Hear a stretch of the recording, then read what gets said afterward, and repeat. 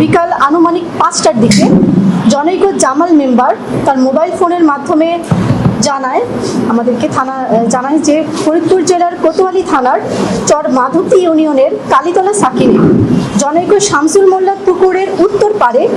মাটি চাপা দেওয়া একটি মহিলা এবং শিশুর লাশ পাওয়া গেছে। তো স্থানীয় লোকজন সেখানে মাটি চাপা থেকে লাশ দুটো উত্তোলন করে পাশের পুকুর পাড়ে রেখেছে। তো যেহেতু ঘটনাস্থলটা আমাদের রাজবাড়ী এবং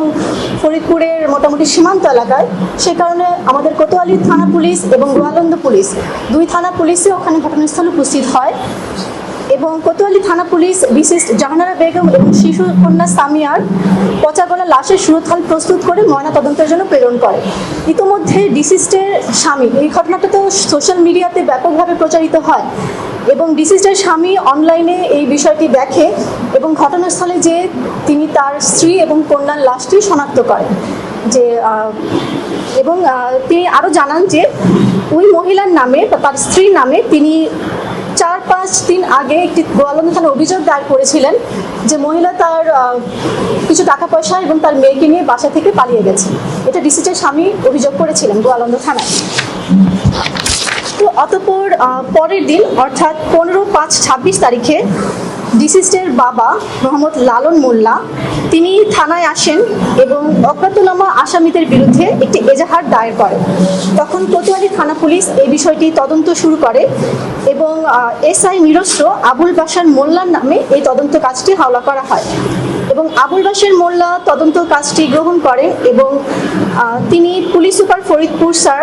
অতিরিক্ত পুলিশ সুপার সদর সার্কেল এবং আমাদের অফিসার ইনচার্জ কোতোয়ালি এবং পুলিশ পরিদর্শক তদন্ত এবং সকল অফিসারদের দিক নির্দেশনায় এবং তথ্য প্রযুক্তির সহায়তায়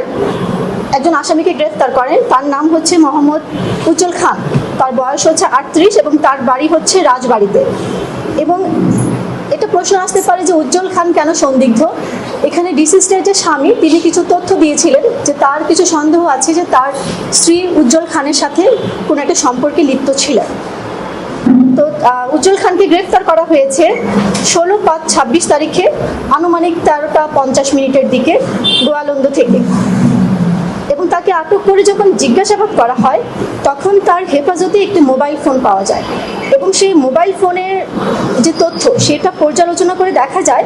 যে ডিসিস্টের যে মোবাইল নাম্বার, ওই নাম্বারের সাথে তার এই ফোনের একটা ফ্রিকোয়েন্ট একটা যোগাযোগ ছিল এবং তখন আমাদের সন্দেহটা আরও বেশি জোরদার হয় এবং তাকে আরও ব্যাপকভাবে জিজ্ঞাসাবাদ করা হয় এবং এই জিজ্ঞাসাবাদের এক পর্যায়ে তিনি জানান যে ডিসিস্ট জাহানারা বেগম এবং শিশুকন্যা সামিয়াকে তিনি হত্যা করেছেন। তো এটা আরও যখন জিজ্ঞাসাবাদ করা হয় তখন জানা যায় যে ডিসিস্ট জাহানারা বেগম এবং উজ্জ্বল তারা দুজনেই ঢাকার আমিন বাজারের সনি কোম্পানির একটা ইট ভাটায়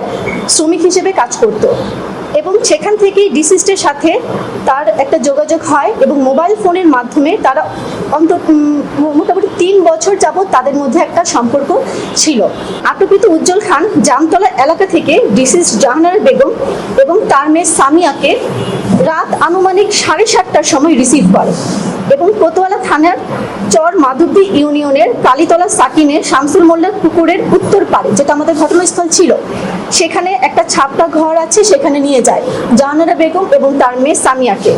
সেখানে উভয়ের মধ্যে একটা এই যে বিবাহ প্রেম এসব নিয়ে দীর্ঘ সময় একটা আলোচনা চলে এবং তখন ডিসিস্টের যে মেয়ে সে ডিসিস্টের কোলে ঘুমিয়ে পড়ে। এক পর্যায়ে ডিসিস্ট জাহানারা বেগম আটককৃত উজ্জ্বল খানকে বিয়ে করে তার বাড়িতে নিয়ে যাওয়ার জন্য একটা চাপ প্রয়োগ করে। এই চাপ প্রয়োগ করার পরে রাত আনুমানিক 11:30টায় উজ্জ্বল খান উত্তেজিত হয়ে হত্যার উদ্দেশ্যেই ডিসিস্টের বুক বরাবর সজোরে একটা ঘুষি মারে এবং এই ঘুষি মারলেই ডিসিস্ট ওই স্থানে সঙ্গে সঙ্গেই অজ্ঞান হয়ে লুটিয়ে পড়ে এবং উজ্জ্বল খান ডিসিস্ট জাহানারা বেগমের মৃত্যু নিশ্চিত করার জন্য 2 হাত দিয়ে গলা চেপে ধরে তার মৃত্যুটা নিশ্চিত করে। এ সময় তার যে মেয়ে সামিয়া ঘুম থেকে জেগে উঠে এবং চিৎকার করে এবং চিৎকার করলে উজ্জ্বল খান তাকেও 2 হাত দিয়ে গলা চেপে ধরে মেরে ফেলে এবং তখন আসামি উজ্জ্বল খান জাহানারা বেগম ও শিশুকন্যা সামিয়ার লাশ গুম করার জন্য তার নিজের বাড়ি থেকে কোদাল নিয়ে আসে এবং ওই যে ছাপড়া ঘরে যেখানে বসে ওরা কথা বলছিল সেই ছাপড়া ঘরের পশ্চিম পাড়ে মাটি খুঁড়ে গর্ত করে জাহানারা বেগম ও সামিয়ার লাশ গর্তে রেখে মাটি চাপা দেয় এবং কলা গাছ কেটে সেটার উপর দিয়ে ঢেকে দেয়। পরবর্তীতে যেটা 14 তারিখে লাশটা উদ্ধার হয়।